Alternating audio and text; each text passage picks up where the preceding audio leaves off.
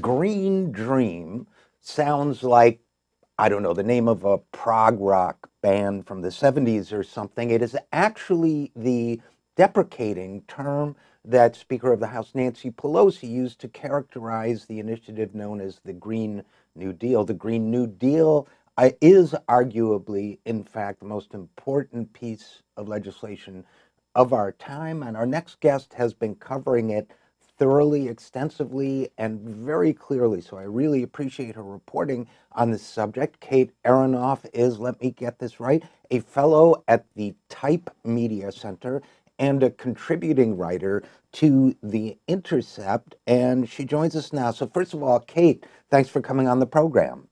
Thanks for having me. Secondly, would you agree with my opening statement that it is perhaps the most important piece of legislation of our time, or was I over the top as usual? No, I think that's exactly right. The only clarification that I would make is that, this resolution, which was introduced last week, is not sort of legislation that can be implemented. It won't become law. So what the resolution for a Green New Deal that Ed Markey and Alexandria Ocasio-Cortez started circulating last week is sort of laying out the principles of a Green New Deal and sort of how that would eventually be implemented. But I think it's exactly right that we simply don't have very much time left to figure out how to deal with the most pressing existential crisis the United States and the world has ever faced. And in that regard, I think the Green New Deal is really the only plan on the table in the United States, at least, and if not, elsewhere as well, to actually take on this problem at the scale that it demands. And by the way, that is your statement about not having much time left is precisely why, or primary reason why this show is called the Zero Hour. So I couldn't agree with that more. And thanks for the clarification. One of the things that I think gets lost a lot, but I'm really interested in your thoughts about this, in examination of the Green New Deal, is that I think a lot of people, particularly perhaps some presidential candidates, pundits, other politicians, they see it as a laundry list of different ideas, and including a jobs guarantee and so on. I tend to think of it more holistically as a kind of systems approach to the environmental challenge, the climate change challenge.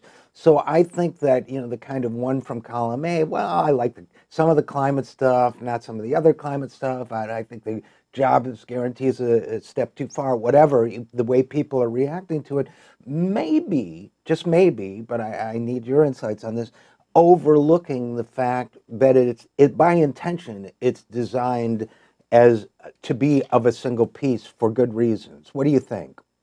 I think that's exactly right. And I think this sort of criticism that things like a job guarantee or Medicare for all are sort of add-ons or just things that sort of left-leaning or even socialists want to just pack in there because they're things we're like is really underestimating just the scale of the climate crisis. And so there have been a couple of people who have sort of laid out the connections between those things really well. One of them being Rihanna Gunn-Wright, who works for the New Consensus, which is doing a lot of the thinking around the Green New Deal, and some of the points that she brings up in the sort of Twitter thread. She wrote around the time where these criticisms were cropping up, was getting at the fact that this needs to be a sort of justice-based program. We know what it looks like from the original New Deal when a massive sort of economic mobilization does not, take as central the fact that if, not paid sort of careful attention to in the context of systemic racism and sexism and, all of the sort of myriad things that influence our society, people will be left out and people will be screwed over. And so I think what the Green New Deal does smartly is sort of say, look, we need to sort of design that in from the front end and make sure that everyone is included in this transition, which will be sort of a massive undertaking. And I think the other important thing to bring up in that regard is that, our society runs on fossil fuels. And so it's not as if we can simply just decarbonize the electricity sector, for instance, and then that will solve all of our problems. We need to really radically rethink sort of what work looks like, what value looks like, to align it align our society really with a more low carbon way of being. And that is going to be a lot of work. And so the inclusion of something like a job guarantee, for instance, which is one of the things that people bring up as being this kind of like extra thing that, we've just sort of, added because we like it. Or, that socialists have sort of pushed for it to be added in. That is a really crucial part of what decarbonization work looks like, in part because so many of the jobs that are available to so many people are bound up in really carbon intensive supply chains. So if you think of something like Walmart, for instance, which is the largest employer in 22 states, what does Walmart do? Walmart makes things very cheaply abroad under horrific labor conditions, and then ships it into the United States at a tremendous carbon cost. And so what a job guarantee does is it provides people an option that is outside of those carbon intensive supply chains.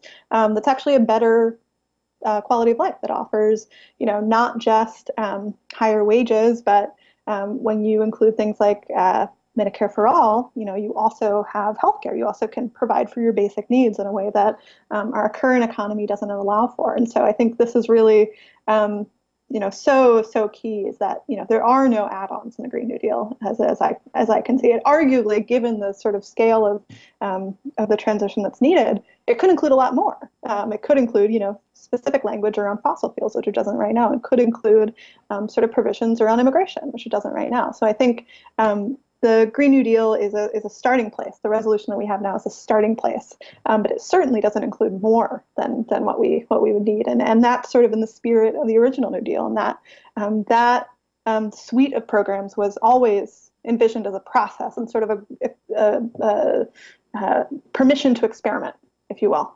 with new programs. Some things worked, some things didn't, and that was what made the New Deal so successful, was that it could, be constantly evolving and be constantly sort of saying what's working, what's not, and adjusting based on that. And so I think that's exactly what we should hope for in a Green New Deal, is that we try a lot of stuff because we again don't have time to do anything other than that, and see what works and what doesn't, and then adjust accordingly as the years go on.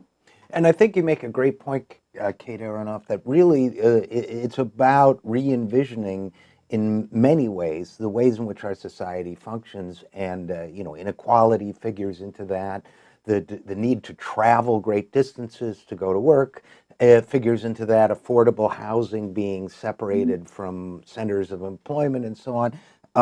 One of the reasons I believe that the jobs guarantee, at least the proposals I've seen, provides funds to communities to create jobs, is so that jobs can be localized and not madly distributed or highly concentrated in ways that require intensive carbon usage to pull off. But this gets me to, I wasn't sure I was going to ask you about this, Kate, but I'm gonna. It gets me to, and I've asked the Sunrise Movement about it too.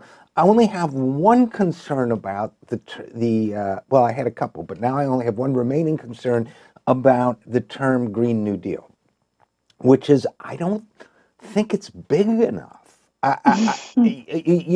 First of all, we're talking about planetary crisis, right? I mean, we're talking about like when worlds collide, that old science fiction movie, right? We've all got to get together and build the rocket ship, except I don't want to build a rocket ship. I want to save this place. But it's planetary. And I think the scope of the re-envisioning of society that we need is actually much, much bigger than the Green New Deal. And it's global, right? Because it's the whole planet, although we have to take the lead because we're the primary consumers of our fragile environment. So I don't know. What do you think about that? Yeah, I mean, I think that's right. There was a good interview by some of my colleagues at The Intercept with Alexandria Ocasio-Cortez a few weeks ago, where she sort of, was talking about the process by which they arrived at this. And the Green New Deal was not something they thought would be the sort of public messaging of this program. But news of it kind of kept getting out and it kept resonating. And so eventually they decided to stop fighting it and just embrace it. But I think that's right. I mean, the Green New Deal references the New Deal in part because it's one of the best reference points we have. But in reality, given just how vast these changes need to be, the technically accurate phrasing, if we were to, pile on a bunch of historical reference points, would be the New Deal and the World War II mobilization and the moon landing and the Marshall Plan, and Right. probably, six other things if we Right. wanted to Right. try and approach the scale of what's needed. So I think, there are many reasons. I think that the New Deal itself was flawed, and I think the folks who are pushing for the Green New Deal are very cognizant of that. But I think it's true that the New Deal is not quite the scale that we're looking for. It's actually much bigger than that. But people seem to like it, and so about 80. The poll came out. A poll came out today saying that about 80% of the voting public is supportive of the programs envisioned in the Green New Deal. And so, I think if the framing works, then I think it's that's what it will be. But certainly, if somebody came up with some kind of other really resonant framing, I don't think anybody would be opposed. But that seems to be kind of what we're working with right now, and I think it's useful for a lot of reasons. Well, it also maybe is less intimidating than planetary crisis response. Yes. But Yeah. it's also, and I was thinking about it, as you answered. What your answer brought to mind is it's also it's positive. Mm-hmm. It's forward thinking in a positive way.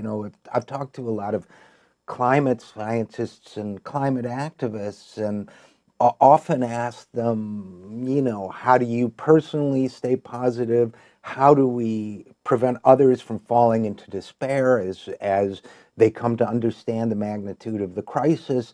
And what I like about it, and I only realized it in hearing your explanation, is that this is a very positive vision of the future. This isn't just saying, oh, this horrible thing is going to happen, let's mitigate. It's saying this horrible thing is happening. In our response to it, we can build and then inhabit a better world than the one we live in today. Exactly, yeah, and I think that's what really does work about the New Deal framing is that the United States did not have sort of a context for a welfare state before the Great Depression. Charity was sort of the only thing that folks who were being cast out of their jobs, who were who were now not able to make ends meet, had to rely on. It was sort of like the generosity of billionaires and a couple of private charities and churches that were what we had for a safety net in 1929. Right. And so I think this is really harkening back to something which I think is a very proud American tradition, is that we face sort of insurmountable odds and we overcome them. And I think that's sort of what a Green New Deal promises to do. It's not going to be easy. Certainly the New Deal itself wasn't easy. Certainly the war mobilization was not easy, but it was possible. And so I think what it also does is says that the government has a really central role to play in carrying out this transition, that we cannot just sort of wait for the markets to right this wrong, that fossil fuels are a feature, not a bug of capitalism. And so if we're going to overcome that and move the economy away from them, we really need to think seriously about what it looks like to do things that we have a long history in the United States of doing, like the government really playing an active role in shaping markets and creating markets even, rather than just sort of tweaking them around the edges. And so I think that's, for all of those reasons, I think it's kind of useful to have the New Deal in the conversation to say, we've done very hard things before, and we've done things we've never done before. And we've had visions before, and in your own writing about the 30s and FDR and his Economic Bill of Rights and the four freedoms and so on, all of which we talk about too, but in the context specifically of the Green New Deal, that is Social Security is a phrase that was never meant to be just, not that it isn't a great program, it was never meant to be just what it is today. The phrase indicated a broad concept of how we envisioned at that time people living in their society with free from fear and free from deprivation and free to choose their own fates and so on. And so you're emphasizing that this framing brings that into the conversation is, I think, really great. But before I let you go, Kate Aronoff, just the last question, it's also obviously, we're seeing, and you've written about for The Intercept, there is what I might politely describe as a culture clash between the advocates of the Green New Deal, largely young, but not all. Ed Markey is not, Mhm. he's a long-time Democratic senator and congressman, co-sponsor with Alexandria Ocasio-Cortez of this resolution. So I guess, but there's a culture clash, right, in the Democratic Party between, I alluded to it in my introduction, but there are a lot of people like, yeah, these crazy kids with their nutty ideas, forgetting that Ed Markey has, been around for a while.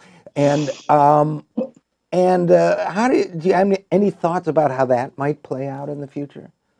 Yeah, I mean, I think what's really interesting about this moment is that it's really hard to understand what's happening with the Green New Deal without understanding the fight within the Democratic Party. And so you have this new class of representatives who are, for the most part, very young, but as we're seeing, sort of influencing people who are older than them and more senior than them in Congress, who are taking a very different approach to politics. I mean, Alexandria Ocasio-Cortez ran as a movement candidate and ran as someone who would be accountable to movements and working in collaboration with social movements. And that is what we've seen with the Green New Deal from day one.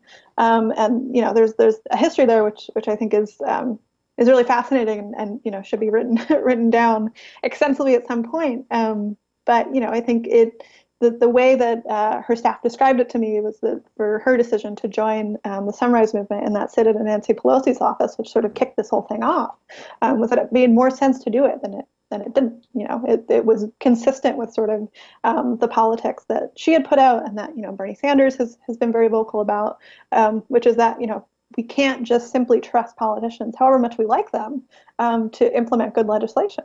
There need to be, as was the case with the original New Deal, people sort of constantly pushing from below, both on folks, in the opposition, both on Republicans, obviously, but also on people in the Democratic Party and even very progressive members of the Democratic Party, both to, push them in a positive direction and also to show support that those policies have sort of a critical mass of people behind them. And I think that's, the sort of magic of this process is it's not just that it's a good policy proposal. It's that it really does come out of this relationship between movements and politicians and left-leaning politicians that we have not seen really work this well in a very long time. And so it's exciting for that reason as well. As I think we're seeing a new sort of script being written that's not, it's saying that politics is not just written by experts, that it's written actually from below, and that these very good ideas sort of percolate from the bottom up.